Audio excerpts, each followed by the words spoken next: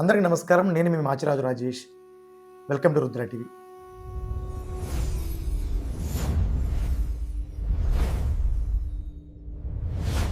మనము అసమిత హస్తాల లక్షణ వినియోగాలను తెలుసుకుంటున్నాం. శ్లోక సంహితం అనేటువంటి సిరీస్లో ఇప్పుడు మనం చెప్పుకోబోయేది 41వ శ్లోకం. ఇది అసమిత హస్తాలలోని పతాక, త్రిపతాక, అర్ధపతాక, కర్తరిముఖ హస్తాలను ప్రీవియస్ వీడియోస్లో తెలుసుకున్నాం. ఇప్పుడు మనం చెప్పుకోబోయేది మయూర హస్తం యొక్క లక్షణ వినియోగాలు.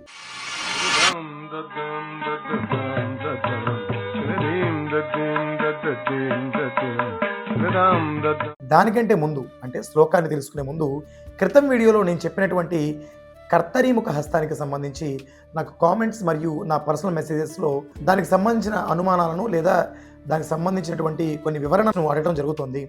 నా పర్సనల్ మెసేజెస్లో కూడా పెట్టారు వాట్సాప్లో. సో దాని వివరణ చూపించేటువంటి ప్రయత్నం చేద్దాము. దాని తర్వాత మన రెగ్యులర్ క్లాస్లోకి వెళదాం. సో క్రితం వీడియోలో మనం చెప్పుకున్నది త్రిపతాక హస్తములోని చూపుడు వేలు మరియు చిటికిన వేలు, ఇవి రెండింటిని అంటే తర్జని మరియు కనిష్టములను వెనకకు చాచినట్లయితే దీని లక్షణము కర్తరిముఖ హస్తంగా చెప్పబడింది అభినయ దర్పణంలో. మరి మేము కర్తరిముఖ హస్తాన్ని ఇలా పూర్తిగా వంచి పట్టడం కానీ లేదా ఇలా పట్టడం కానీ జరుగుతుంది కదండి, ఇది కరెక్టేనా అని అడుగుతున్నారు. ఒకటి శాస్త్రపరంగా మనకు చెప్పబడినటువంటి లక్షణం అయితే త్రిపతాక హస్తములోని ఇవి రెండు వేళ్లను వెనక్కి చాచితే దీన్ని కర్తరిముఖ హస్తంగా చెప్పబడింది శాస్త్రం.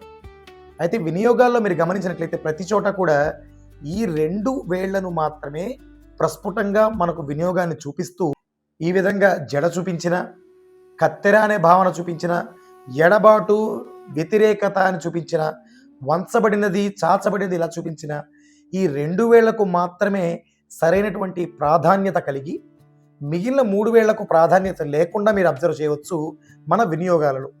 సో దట్ మీరు ఈ రెండు వేళ్ళని ఇలా చాచి ఇలా పెట్టినా దాని యొక్క అర్థమేమీ మారట్లేదు, దీనికంటూ ప్రత్యేకమైనటువంటి ముద్ర కూడా ఏమీ లేదు.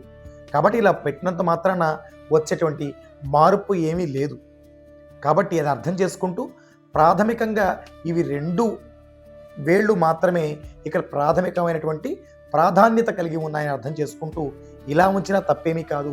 కానీ శాస్త్ర ప్రకారంగా థియరిటికల్గా రాయాల్సినటువంటి సందర్భంలో మాత్రం ఖచ్చితంగా మనం ఇలాగా వంచి ఇలా మాత్రమే రాయాల్సి ఉంటుంది అనే విషయాన్ని మీరు గమనించాలి. ఇక తర్వాత మన ఈరోజు వీడియోలోకి అంటే మయూర హస్తం యొక్క లక్షణ వినియోగాల గురించి తెలుసుకుందాం. ముందుగా శ్లోకాన్ని రాసుకుందాం. అస్మిన్ అనామికాంగుష్ట శ్లిష్టౌ చాన్యా ప్రసారితా మయూరహస్త కదితః కరటికా విచక్షణైః మయూరాస్యే లతాయాం చ శకునే వమనే తథా అలకస్యాపనయనే లలాట తిలకేషు చ నేత్రస్యోదక విక్షపే శాస్త్రవాదే ప్రసిద్ధకే ఏవమర్ధేషు యుజ్యంతే మయూరకర భావనాః. ఈ శ్లోకంలో మొదటి లైన్ మనం గమనిస్తే కనుక అస్మిన్ అనామిక అంగుష్ట అన్నారు. అస్మిన్ అంటే అందులో అని, ఎందులో ఇంతకుముందు చెప్పుకున్నటువంటి త్రిపతాక హస్తములో అని అర్థం. ఈ త్రిపతాక హస్తములో ఏం చెప్తున్నారు? అస్మిన్ అనామిక అంగుష్ట. ఈ అనామిక అంటే ఉంగరపు వేలు, అంగుష్టం అంటే బొటన వేలు. ఈ త్రిపతాక హస్తములో ఉంగరపు వేలు మరియు బొటన వేలు ఇవి రెండింటిని ఏం చేయమంటున్నారు? శ్లిష్టాచ అంటున్నారు. శ్లిష్టం అంటే చివర, అంచులు అని అర్థం. అంచులు కలిసినట్లయితే లేదా చివర్లు కలిసినట్లయితే అన్యాహ ప్రసారిత, అంతేకాకుండా మిగతావన్నీ కూడా చాపి ఉండాల్సి ఉంటుంది.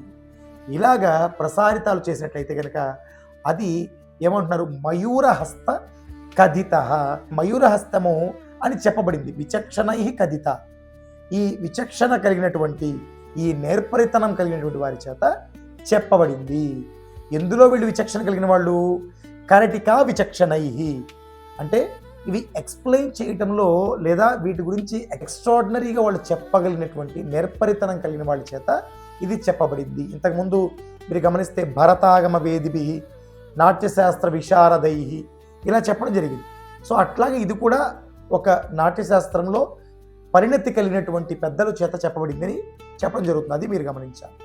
ఇక్కడ వరకు దీన్ని ఏమంటాము, మయూరహస్తం యొక్క లక్షణ శ్లోకము అనబడుతుంది. ఇక 3వ లైన్లో చెప్పబడేది ఇక్కడి నుంచి ఈ మయూరహస్తం యొక్క వినియోగాలు. దీనిలో ఏం చెప్తున్నారు, మొట్టమొదటిది మయూరాస్యే. మయూరం అంటే ఏమిటి, నెమలి. సహజంగా మయూరహస్తం యొక్క మొట్టమొదటి వినియోగమే మయూరము అంటే నెమలి. పికాక్ ఎగురుతుంది లేదా వస్తుంది అన్నప్పుడు మీరు గమనిస్తే గనక మండుక శబ్దం అనే అంశంలో మయూరాన్ని ఇలా చూపిస్తూ ముందుకు వెళ్తూ ఉంటాం. అంటే అక్కడ నెమలి ఉంది, ఆ చుట్టుపక్కల చూస్తున్నట్లయితే కనుక నెమలి కనపడుతోంది, నెమలి తిరుగుతున్నాయని చెప్పడానికి అప్పుడు నెమలి వాడుతుంటాం. మయూరహస్తం ప్రథమమైనటువంటి వినియోగము మయూరాస్యే అన్నప్పుడు మయూరం అని చెప్తాను. తర్వాత ఏం చెప్తున్నారు, లతాయాంచ అంటున్నారు. లతలు అంటే తీగ. మనము ఇంతకుముందు త్రిపతాక హస్తంలో కూడా వాడాము దీన్ని. ఇప్పుడు ఈ మయూరహస్తం కూడా దీనికి వాడటం జరుగుతుంది. లతాయాంచ శకునే. ఈ శకునే అంటే ఏమిటి, శకునే అంటే ఇది పక్షి. సో మయూరహస్తాన్ని ఇలా వాడటం కానీ లేదా ఒక పక్షి ఎగురుతోందని చెప్పడం కానీ, సో ఈ పక్షిని చూపించేందుకు వాడేటువంటి సందర్భాన్ని అంటున్నారు శకునే అని. తర్వాత ఏమంటున్నారు, శకునే వమనే తథా. వమనే అంటే వామిటింగ్ చేసుకోవడం, కక్కడం. వమనే తథా అని చెప్తాము. సో మయూరాస్యే లతాయాం చ. తర్వాత శకునే లేదా శకునే శకునే వమనే తథా. సో ఇక్కడ ఏం చెప్తున్నాను, ఈ 4 కూడా వినియోగాలలో మొట్టమొదటి లైన్గా తెలుసుకోవాల్సింది. తర్వాత చెప్తున్నటువంటి లైన్ని గమనించుకుందాం. అలకస్యాప నయనే అంటున్నారు. అలకస్యాప నయనే అంటే ఏంటి, ఈ ఆడవాళ్ళకి కురులు ముందుకి ఇట్లా పడిపోయి ఉంటాయి, అప్పుడు వాటిని ఇట్లా సరిదిద్దుకుంటారు. సో దీన్ని ఇంతకుముందు మనం ఒకసారి చెప్పుకున్నాం త్రిపతాక హస్తంతో. ఇప్పుడు మయూరహస్తంతో ఇలా ముందు ఉన్నటువంటి వెంట్రుకలను సరిదిద్దుకోవటం అని చెప్తున్నారు. సో ముంగురులను సరిదిద్దుకొని అలా చూడటం లేదా అలా సరిదిద్దుకొని అలా చూడటం. సో ఏదైతే వాడుతున్నటువంటి ఈ హస్తం ఉందో ఇక్కడ అలకస్య అపనయనే అంటే ఈ ముంగురును సరిదిద్దుకునేటువంటి పద్ధతిని అలకస్య అపనయనే అని చెప్పి. తర్వాత లలాట తిలకేషు చ. లలాట తిలకేషు చ. లలాట భాగం అంటే ఏంటి, ఇది. సో ఇక్కడ అద్దంతో చూసుకుంటూ తిలకాన్ని దిద్దుకోవటం, ఇలా చక్కగా తిలకం దిద్దుకుంటూ ఉన్నట్లయితే దాన్ని లలాట తిలకేషు చ అని. లలాటం అంటే నుదుటి భాగం, అంటే ఈ ఫాల భాగం లేదా లలాట భాగం అంటే.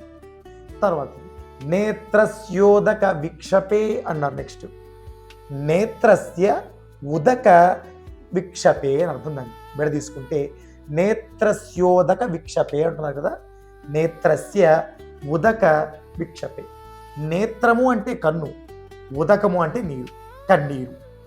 ఈ రెండింటిని కలిపి కన్నీరు విక్షపే తుడవటం, కన్నీరు తుడుచుకోవటం ఇలాగా, లేదా కన్నీరు తుడవటం. ఈ తుడవడానికి ఇట్లా వాడతారు. సో ఇక్కడ చిన్న పాఠాంతరం ఉంది, గమనించుకోవాలి పిల్లలు. ఏంటంటే నేత్రస్య ఉదక విక్షపే అనేది ఒక ఎత్తు. ఇక్కడ మరో పాఠం ఏంటంటే నేత్రస్య బదులుగా నద్యస్య ఉదక విక్షపే అనేటువంటి పాఠాంతరం కూడా ఉంది. అది మనం చెప్పేటువంటి ఈ పాఠము తెలుగులో అనువాదం చేసేటువంటి ఘోష్ గారిది ఒకటి, అలాగే పిఎస్ఆర్ అప్పారావు గారి ఒకటి, ఇలా వేరే వేరే గ్రంథాలు ఉన్నాయి మనకి. సో ఘోష్ గారి పాఠంలో దీన్ని నేత్రస్య బదులుగా నద్యస్య అని రాశారట. సో నద్యస్య ఉదక విక్షేపే కూడా మనం అన్వయించుకోవచ్చు. నది పారుతోంది, నదిలో ఉన్నటువంటి నీరుని అలాగా పైకి తుళ్ళుతున్నాం, అది తుళ్ళే విధంగా అలా పైకి లేపుతున్నాం. ఇక్కడ కన్నీరు తుడుస్తున్నాం, అక్కడ ఇదైతే నేత్రస్య ఉదక విక్షేపే, అది నద్యస్య ఉదక విక్షేపే. ఉదకం అంటే నీరు, ఆ నీటిని కదిలించటం లేదా తోడవటం ఇటువంటి అన్నమాట. సో ఇట్లా మీరు అర్థం చేసుకోవాలి. తర్వాత ఏం చెప్తున్నారు, శాస్త్రవాదే. శాస్త్ర చర్చ, శాస్త్రమును చర్చించేటువంటి వారు ఇలాగ చెప్పేటప్పుడు ఇలా చెప్తూ శాస్త్రాన్ని చర్చ చేయటం కానీ, తర్వాత సిద్ధకే ప్రసిద్ధమైన విషయాన్ని చెప్పేటప్పుడు, అంటే చాలా గొప్పదైన విషయం, అది ఎంత గొప్పదంటే ఇలా చెప్తూ ఉన్నప్పుడు, ఎందుకంటే కాలక్రమంలో మనం ఎక్స్ప్రెస్ చేసే విధానం మారుతుంది, అంటే మన అంగ విన్యాసాలు మారుతూ ఉంటాయి. సో పూర్వము ఇలా చెప్పేటువంటి విధానం ఉందేమో. శాస్త్రవాదే, శాస్త్రాలను వాదించేవారు ఈ విధంగా వాదిస్తారు, లేదా వాదన ఇలా జరుగుతుంది అని చెప్పండి. లేదా ప్రసిద్ధమైన విషయాలు చెప్పేటప్పుడు ఇలా చెప్తారు అని చెప్తున్నారు. ఇంకా ఇంతటితో ఆపి ఏం చెప్తున్నారంటే ఏవం అర్ధేషు యుజ్యంతే అన్నారు. ఏవం అర్ధేషు యుజ్యంతే, ఈ అర్థాలను చూపించటానికి మయూరకర భావనాహ, మయూర హస్తమును వాడబడుతుంది అని చెప్పారు. సో ఈ విధంగా మనము ఏం చెప్పుకున్నాము, పిల్లలు గమనించాల్సింది మయూర హస్తం అంటే కేవలం ఏదో చేతి ఆకారం అని ఒక హస్తమును అట్లా వదిలేయటం కాకుండా గుర్తుపెట్టుకునే విధానం అర్థం చేసుకోండి. అది ఎక్కడి నుంచి వస్తోంది, ఎలాగా మనం దాన్ని మూవ్ చేస్తున్నాం, ఎలా తీస్తున్నాం, పైనుంచి ఎలా తీసుకుంటున్నాం, ఇవన్నీ అర్థమైతే ఏమవుతుందంటే పూర్తి సంపూర్ణ లెర్నింగ్ అవుతుంది. అది మీకు ఏమవుతుందంటే ముందు రోజుల్లో ఒక హస్తాన్ని ఎంత చక్కగా వాడొచ్చు అని తెలుసుకోవడంతో పాటు దాని యొక్క భావనను అవగతం చేసుకోవడం ద్వారా మీరు కంపోజ్ చేసుకున్నట్టు చాలా బాగుంటుంది.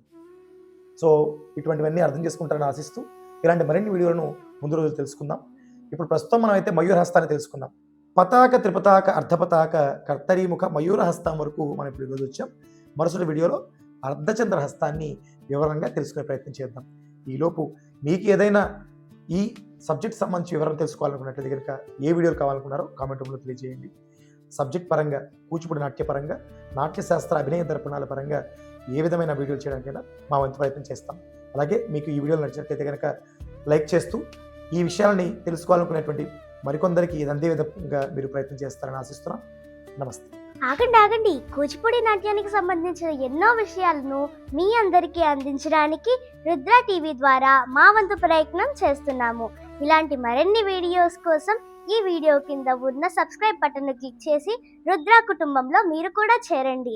మనం అందరం కలిసి కూచిపూడి నాట్య వైభవాన్ని ఇంకా ముందుకు తీసుకెళ్దాం. ధన్యవాదములు.